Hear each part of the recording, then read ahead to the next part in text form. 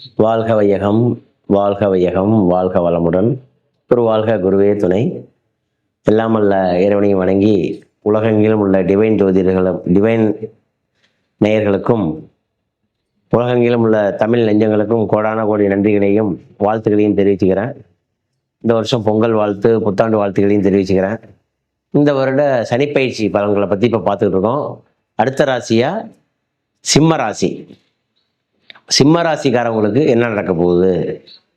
6/3/2026 மாசி மாதம் 22ஆம் தேதி வாக்கிய பஞ்சாங்கப்படி திருநள்ளாறு, குச்சனூர், திருப்பள்ளிக்காடு இந்த மாதிரி எல்லா இடத்துலையும் எல்லா சிவாலயங்கள்லையும் திருநள்ளாறில் பயிற்சி கொண்டாடுறாங்க. வாக்கிய பஞ்சாங்கப்படி கும்பராசிலேருந்து மீன ராசிக்கு போகுது. சனி பகவான் வந்து பயிற்சி அடைகிறாரு. இந்த சிம்ம ராசிக்கு இந்த 2026லேருந்து 2029க்குள்ள 2028-29க்குள்ள என்ன மாதிரி மாற்றங்கள், என்ன மாதிரி நிகழ்வுகள் நடக்க போகுது? இந்த 2026, 27, 28, 29 இந்த சிம்மராசிக்காரவங்க ரொம்ப கேர்ஃபுல்லாக இருக்க வேண்டியது. வண்டி வாகனத்தில் போகிறது ரொம்ப கேர்ஃபுல்லாக இருக்கணும். டீனேஜ் பசங்க வண்டியில் வித்த காட்டுனா நீங்கள் ஹாஸ்பிட்டலில் தான் போயிருக்கணும். என்ன சார் இப்படி சொல்கிறேன்னு நினைக்காதீங்க. வண்டி வாகனம் இரவு நேரம் பயணம் பண்ணுறதோ, இல்லை ஒரு கனரக வாகனம் ஓட்டுனரோ, இல்லை சொந்தமாக புது இன்வெஸ்ட்மெண்ட், புது முதலீடு போகணும்னு நினைக்கிறீங்களோ அப்படின்னு சொன்னால், ஏற்கனவே இப்போ இன்வெஸ்ட்மெண்ட் பண்ணிட்டு இருக்கோம், அதில் ஒரு கரைச்சல் வந்துடும், அதில் ஒரு மனசங்கடம் வந்துடும், ஒரு பிரச்சனைகள் வரும். அவங்களுக்குள்ள பார்ட்னர்ஸ்குள்ள சில பிரச்சனைகள்லாம் வரும். ஏன் இதை சொல்கிறேன்னா, அஷ்டமச்சனினால இல்லை. அஷ்டமச்சனி உங்களுக்கு நன்மை தான் செய்யுது, அஷ்டமச்சனினால இல்லை. உங்களுக்கு 2ல் கேது, 8ல் ராகு. அதாவது இப்போ சிம்மத்தில் லக்னத்தில் கேது, 7ல் ராகு இருக்கு. இந்த கேது பயிற்சி ஆகிற வரைக்கும் நீங்கள் ரொம்ப ஜாக்கிரதையாக இருக்கணும். ப்ளஸ் அஷ்டமச்சனி இருக்கு. 8ல் அஷ்டமச்சனி இருந்தால் கஷ்டம் என்பதே பொருள், எல்லாருக்கும் தெரிஞ்ச விஷயம் இது. சில பேர் 12 வயசு குழந்தைங்க, 16 வயசுக்குள்ள இருக்கிறவங்க ரொம்ப ஜாக்கிரதையாக இருக்கணும். சிம்மராசி. மருத்துவ செலவு, திடீர்னு உடம்பு சரியில்லாமல் போகுது, திடீர்னு 10th ரிசல்ட் எழுதுகிற பிள்ளைகள் கொஞ்சம் கேர்ஃபுல்லாக இருக்கணும். இந்த வருஷம் மறந்து போயிடும், படிச்சுட்டு போவீங்க மறந்து போயிடும், இந்த மாதிரிலாம் இருக்குது. நீங்கள் அடிக்கடி ஹாயக்கிரிவர் மந்திரம் சொல்லிக்கிறது நல்லது. விநாயகரை வணங்கிட்டு இருக்கிறது ரொம்ப நல்லது. பிள்ளையார்பட்டி போனாலும் சரி, உங்கள் வீட்டு பக்கத்தில் உள்ள விநாயகரை வணங்கினாலும் சரி, விநாயகரை வணங்குறது ரொம்ப நல்லது. 2வது வந்து விநாயகர் தான் எப்போதும் வணங்கிட்டு இருக்குமா சார்? ரொம்ப நல்லது. விநாயகர் வணங்க ரொம்ப நல்லது. சிம்ம ராசி மக நட்சத்திரம், பூர நட்சத்திரம், உத்தர நட்சத்திரம்.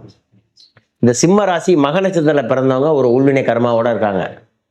யார் ஒருத்தவங்க சிம்ம ராசி மக நட்சத்திரத்தில் பிறந்திருக்காங்களோ அவங்க வந்து அண்ணன் தம்பி பிரச்சனை, பாக பிரிவினைகள், சொத்து பிரச்சனை, ஒரு பிஸ்னஸில் போய் ஏமாந்து அவர்கிட்ட பணத்தை விட்டு ஏமாந்து திருப்பி வந்து ரெக்கவர் ஆகி நிற்பாங்க. அந்த மாதிரி ஒரு சிம்ம ராசி. 2வது சிம்மராசி மாநட்சத்திரக்காரவங்க ரொம்ப அந்யோன்யம் குறைச்ச, கணவன் மனைவி அந்யோன்யங்கிறது ரொம்ப குறைச்ச. இது பொதுவாக ஒரு மக நட்சத்திரத்தில் பிறந்தவங்களுக்கு ஒரு கணக்கு. இது சிம்ம ராசி யார் ஒருத்தர் மக நட்சத்திரத்தில் பிறந்திருக்காலும் கணவன் மனைவி அந்யோன்யங்கிறது குறைச்ச. அந்த காலத்தில் வேணால் 4 குழந்தை பெற்றிருக்கலாம், 5 குழந்தை பெற்று, ஆனால் கணவன் மனைவி அண்டர்ஸ்டாண்டிங்காக வசியத்தோடு இருக்காங்களான்னா ரொம்ப இல்லை. இந்த சிம்மராசி மாநட்சத்திரம் எங்கேயாவது அலைச்சலில் இருப்பாங்க, இல்லை வெளியூர் ப்ரோக்ராமாக இருப்பாங்க, இல்லை வெளிநாடு வெளியூர்னு இப்படியே சுற்றிக்கிட்டே இருப்பாங்க. ஒரு இடத்துல தங்கி நெற்பையாக வேலை செய்ய முடியாது அவங்களால. இந்த சிம்மராசி மக நட்சத்திரம் மட்டும். 2வது அவங்கெல்லாம் சுவீகாரம் பண்ணி வந்திருப்பாங்க. இந்த சிம்மராசி மாநட்சத்திரத்தில் பிறந்தவங்க சுவீகாரம் பண்ணி, சுவீகார பிள்ளைன்னு சொல்கிறாங்க, தத்தெடுத்து கொடுத்து வந்துடும். அவங்களாம் அந்த மாதிரி வந்திருப்பாங்க. இல்லை இன்னொரு இடத்துல இருந்து ஊர் மாறி, இடம் மாறி, வெற்றி எடுத்து பல ஊர் தாண்டி இங்கே வந்து இன்னொரு ஊரில் போய் ஜெயிக்கிறாங்க. அவங்க சொந்த ஊரில் ஜெயிக்காமல் வெளியூரில் போய் ஜெயிக்கிறாங்க. அந்த மாதிரிலாம் சிம்மராசி மாநட்சத்திரத்துக்கு உண்டு. இவங்க சிம்மராசி மாநட்சத்திரம் செய்ய வேண்டியது, பக்கத்தில் இருக்கிற கோயிலில் பிள்ளையார் கோயிலுக்கு போய், எங்கெல்லாம் பிள்ளையார் கோயில் இருக்கோ மாதத்தில் ஒரு இடம் போய் ஒரு தேங்காய் உடைக்கணும். செதற்காய் உடைக்கணும். சாமி கும்பிட்டு வந்தாங்கன்னா இந்த அஷ்டமச்சனியின் தாக்கத்திலேருந்து கொஞ்சம் ரிலீஃப் ஆகலாம். 2வது மிக மிக மிக மிக முக்கியமான பாயிண்ட் என்னன்னா, இந்த மக நட்சத்திரக்காரவங்க யாராவது இல்லாத, அம்மா அப்பா இல்லாத குழந்தைகளுக்கு பார்த்து ட்ரெஸ் வாங்கி கொடுத்தீங்கன்னா, ஒரு அனாதாசிரமத்தில் போய் அம்மா அப்பா இல்லை, கண்ணு காது தெரியல அப்படிங்கிற குழந்தைக்கு போய் ட்ரெஸ் வாங்கி கொடுத்தீங்கனாலோ, இல்லை உணவு வாங்கி கொடுத்தாவோ அவங்களுக்கு மிகப்பெரிய பரிகாரம் இந்த அஷ்டமச்சனியில். அதுக்கு அடுத்ததாக சிம்ம ராசி பூர நட்சத்திரம். இவங்க நல்லா லக்ஸரியாக வாழ்வாங்க, நல்லா இருப்பாங்க, ஆடம்பரத்தை விரும்புவாங்க. வயிறு பிரச்சனை இவங்களுக்கு இருந்துக்கிட்டே இருக்கும். இப்போ உடம்புல ஸ்கின்னு பிரச்சனை வரும். சிம்மராசி இப்போ ஸ்கின்னு பிரச்சனை, ஏன்னா லக்னத்தில் சிம்மத்திலே கேது இருக்குங்கிறேன். இந்த ஸ்கின்னு பிரச்சனை வரும், ஸ்கின் அலர்ஜி வரும், தலையில பிரச்சனை வரும், இதெல்லாம் வரும். சிம்மராசி யார் மக நட்சத்திரமோ, யார் பூர நட்சத்திரமோ, யார் உத்தர நட்சத்திரமோ, இதில் மகம் போகிறது தான் ஸ்கின் பிரச்சனை. உத்தர நட்சத்திரத்தை பாதிக்காது, சிம்ம உத்தரத்தை பாதிக்காது. ஸோ ரொம்ப கேர்ஃபுல்லாக இருக்கணும். வண்டி வாகனத்தில் போகிறது இவங்களும் கேர்ஃபுல்லாக இருக்கணும். இரவு நேர பயணங்களை நிறைய தொடருவாங்க. இந்த சிம்மராசிக்காரவங்க பகலை விட்டுருவாங்க. பகல் தான் உங்களுக்கு இரவு, இரவு தான் உங்களுக்கு பகல். பகல் ஃபுல்லாக தூங்குவாங்க, இரவு ஃபுல்லாக ட்ராவலிங் பண்ணுவாங்க. இரவு நேர பயணம், இரவு நேர விருந்து, இரவு நேர தூக்கம் இதெல்லாம் நீங்கள் இனிமேல் குறைச்சிக்கணும். உங்களோட ஆக்டிவிட்டீஸை மாற்றிக்கணும். இல்லாட்டி உடம்பு ரொம்ப கெடுக்கும். 10 மணிக்கு தூங்க போயிடணும். காலைல 6 மணிக்கு எழுந்திரிச்சிடணும். 5 மணிக்கு எழுந்திரிச்சிடணும். பகல் ஃபுல்லாக உங்களுடைய ஒர்க்கு தூக்கம் எதுவும் இல்லாமல் பகல் ஃபுல்லாக நைட்டு போல படுத்துடணும். அப்படின்னா உங்கள் உடம்பை கெடுக்காமல் இருக்கும். நீங்கள் கண்டிப்பாக இப்போ அஷ்டமஜனி காலங்களில் உழைக்கவோ, உங்கள் உடம்புலேருந்து வேர்வை வெளில வரவோ அப்படி வந்துருச்சுன்னா நீங்கள் உங்களை அஷ்டமஜனியோ உங்கள் லக்னத்தில் இருக்கிற கேதுவோ ஒன்றும் பண்ணாது. நீங்கள் உழைக்காமல் அப்படியே நான் எந்த வேலையும் அந்த முதலாளி திட்டாரு நான் அந்த வேலைக்கு போக மாட்டேன், அவர் எங்கள்கிட்ட இந்த ஏற்கனவே இந்த பாஸ் எங்கள்கிட்ட வேகனா திட்டுறாரு நாங்கள் போக மாட்டேன், எங்கள் அம்மா எங்களை திட்டாங்க நான் வீட்டை விட்டு வெளில போகிறேன், இந்த மாதிரிலாம் எங்கள் அப்பா திட்டாங்க நான் கோச்சிட்டு போகிறேன், இந்த மாதிரிலாம் இருந்தீங்கன்னா நீங்கள் உழைக்கணும். தனி மனிதனா நீங்கள் உழைச்சிட்டிங்கன்னா உங்களுடைய உழைப்பு வேர்வை வந்துச்சுன்னா நீங்கள் ஜெயிக்க போகிறீங்க. இல்லைன்னா நீங்கள் ரொம்ப கஷ்டப்படுவீங்க. ரெண்டாவது, இந்த சிம்ம ராசி ஒரே ஒரு ப்ளஸ் பாயிண்ட், இந்த அஷ்டமச்சனிலையும் இந்த லக்னத்தில் சிம்மராசியில் ராகு கேது இருக்கிறதும் லக்னத்துக்கு 12ல் போய் குரு இப்போ வரப்போகுது. 11ல் இருக்கு குரு, 12க்கு வரப்போகுது. சுபகாரியங்கள் பண்ணுவாங்க. பிள்ளைக்கு கல்யாணம் நடக்கலையா கல்யாணம் பண்ணுவாங்க, குழந்தைக்கு காது குத்துலையா காது குத்து பண்ணுவாங்க. ஒரு சில பேருக்கு இடம் ரொம்ப நாளாக முடியாமல் இருந்துச்சா டக்குன்னு அது முடியும். சார் சிம்மராசிக்காரவங்க, சார் என்ன சார் அஷ்டமஜனியில் போய் கண்டிப்பாக முடியும், என்ன சார் அஷ்டமஜனி நடக்குது, சண்டை போட்டுக்கிட்டே உங்களுக்கு எழுதி கொடுத்துருவாங்கங்கிறேன். அதாவது வாக்குவாதம் பண்ணியே இல்லை உங்கள் கேஸ் கோர்ட்லேயே ஜெயிக்கும். ஒரு கேஸ் போட்டிருக்கீங்க, சிம்மராசிக்காரவங்களுக்கு வழக்கு வம்பு கோர்ட்டு கேஸ்ன்னு இப்போ அலையாமல் இருக்க முடியாது. அவங்க மேலே ஒரு வழக்கு போட்டுருவாங்க. இந்த மாதிரிலாம் இருக்குது. இந்த மாதிரி கோர்ட்டு கேஸ் வந்தாலும் ஜெயிக்கக்கூடிய நேரமும் இந்த நேரமும் இருக்குங்கிறேன். உங்கள் சொத்து உண்மையான சொத்து உங்கள் ப்ராப்பர்ட்டி இருந்தால் கண்டிப்பாக ஜெயிக்கக்கூடிய சொத்து உங்கள் மேலே வந்துருங்கிறேன். அதில் எந்த மாற்று கருத்தும் இல்லை. சிம்மராசிக்காரவங்க செய்ய வேண்டிய பரிகாரம், மக நட்சத்திரக்காரவங்க பிள்ளையாரை வணங்கணும். பூர நட்சத்திரக்காரவங்க போய் செய்ய வேண்டிய ஒரே ஒரு பரிகாரம், பக்கத்தில் உள்ள பெருமாள் ஸ்தலமோ இல்லை சிவன் ஸ்தலமோ இல்லை அம்பாள் ஸ்தலமோ பெண் தெய்வத்தை வழிபட்டு தாமரைப்பூ வாங்கி கொடுக்கணும். அப்படி இல்லைன்னா தயிர் சாதமும் தண்ணி பாட்டிலும் வாங்கி கொடுக்கணும். தயிர் சாதம் தண்ணி பாட்டில் யாருக்கெல்லாம் முடியுதோ வெறும் தயிர் சாதம் மட்டும் வாங்கி கொடுக்க கூடாது, தயிர் சாதமும் தண்ணி பாட்டிலும் வாங்கி கொடுக்கணும். அதுக்கு அடுத்தது சிம்ம ராசி உத்திர நட்சத்திரக்காரவங்க யாரெல்லாம் அங்கே இருக்காங்களோ பக்கத்தில், உங்கள் வீட்டு பக்கத்தில், உங்கள் வீட்டில் பெரியவங்க, உங்கள் வீட்டில் உள்ள அனைத்து பிள்ளைகளையும் நீங்கள் பாசமாக பார்த்துக்கணும். இந்த நேரத்தில் நீங்கள் உங்களுக்கு டென்ஷன் தான் ஆகும், ஆனால் நீங்கள் டென்ஷன் ஆகாமல் இருக்கணும்.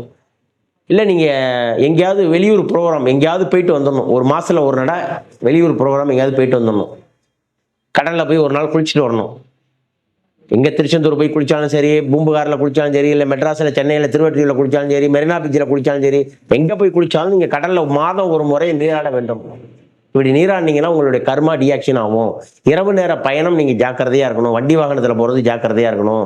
ஸ்கின்னு பிரச்சனை வரும், கண்ணு பிரச்சனை வரும், வயிறு பிரச்சனை வரும், இதெல்லாம் வரும்.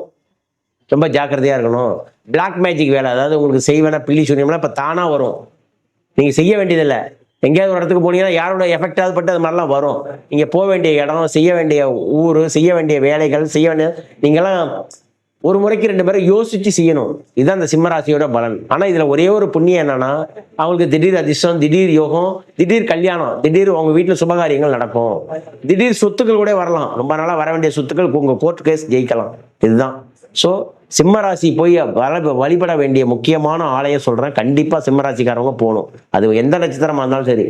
கும்பகோணத்துலேருந்து திருவாரூர் போகிற வழியில் திருவாரூர் மாவட்டம் திருமைச்சூர் லலிதாம்பிகை கோவில், திருமைச்சூர் லலிதாம்பிகை மேகநாத சுவாமி ரொம்ப முக்கியமான ஸ்தலம். இந்த கோயிலில் தான் பிரண்டை உருண்டை நைவேத்தியமாக கொடுக்குறாங்க. வேறு எந்த கோயிலையும் கிடையாது. பிரண்டை கேள்விப்பட்டிருக்கீங்களா? பிரண்டை, அந்த பிரண்டை நைவேத்தியமாக கொடுக்குற கோயில் மத்தியானம் 1 மணிக்கு உச்சிகால பூஜை முடிஞ்சது இந்த கோயிலில் கொடுக்குறாங்க. கண்டிப்பாக போய் இந்த கோயிலில் நீங்கள் மத்தியானம் இருந்து அந்த பிரண்டை உருண்டை ஒரு உருண்டை வாங்கி சாப்பிட்டு வந்தீங்கன்னா உங்கள் வயிறு ப்ராப்ளம் சால்வ் ஆகிடும். உங்கள் கர்மாவை அந்த அம்மா லலிதாம்பிகை அந்த அம்மா வாங்கிக்குவாங்கங்கிறேன். போய் பாருங்கள் அம்பாவை லலிதாம்பிகை. ஒரு பக்கம் அகோரம், ஒரு பக்கம் அப்படி சிரிப்போட அழகாக இருக்கும். திருமைச்சூர் போய் சிம்மராசிக்காரவங்க திருமைச்சூர் போய் லலிதாம்பிகை கோயிலை வழிபட்டு சாமி கும்பிட்டு வந்துட்டீங்கன்னா மிகப்பெரிய புண்ணியம், மிகப்பெரிய பாக்கியம். அது மத்தியானம் 1 மணிக்கு கொடுக்குற பிரண்டை உருண்டையை வாங்கி சாப்பிட்டு வரணும். ஒரு உருண்டை கொடுப்பாங்க, அதை வாங்கி சாப்பிட்டீங்கன்னா போதும். இந்த பிரண்டை நீங்கள் நினைக்கிற மாதிரி கீழேருந்து வந்த பயிர் இல்லை, தேவலோகத்திலேருந்து வந்த பயிர். யமதர்மராஜனே வந்து வழிபட்டு யமதர்மராஜனுக்கு ஆயுள் பாகம் முடிய போதப்ப யமதர்மராஜன் மேலேந்து கொண்டு வந்தது தான் கீழே இறங்கி தன்னுடைய ஆயுளை புதுப்பிச்சு ஆயுளை மீட்டு கொண்ட இடம் திருமைச்சூர் லலிதாம்பிகை. அந்த ஊரில் போய் சாமி கும்பிட்டு வந்துட்டீங்கன்னா ரொம்ப ரொம்ப புண்ணியம்.